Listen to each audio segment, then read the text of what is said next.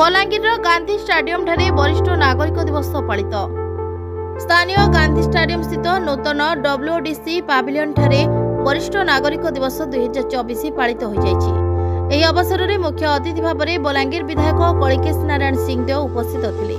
सम्मानित अतिथि भाव में बलांगीर पौराध्यक्ष लिका साहू, क्रीड़ा संगठक श्रीकर मिश्र, विशिष्ट सांबादिक तथा साहित्यिक तुलसी जैन प्रमुख उपस्थित थिले।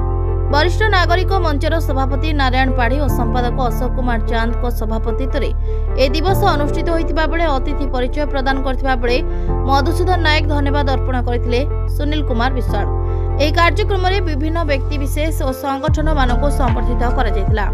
वरिष्ठ नागरिक मानक पई सुविधा करबाकू सभारे मत प्रकाश पाइथिला। एही कार्यक्रम में बलांगीर सहरर अनेक वरिष्ठ नागरिक माने जोग दैथिले। बलांगीर जिला प्रतिनिधि महेंद्र प्रधान का रिपोर्ट, मंथन लाइव।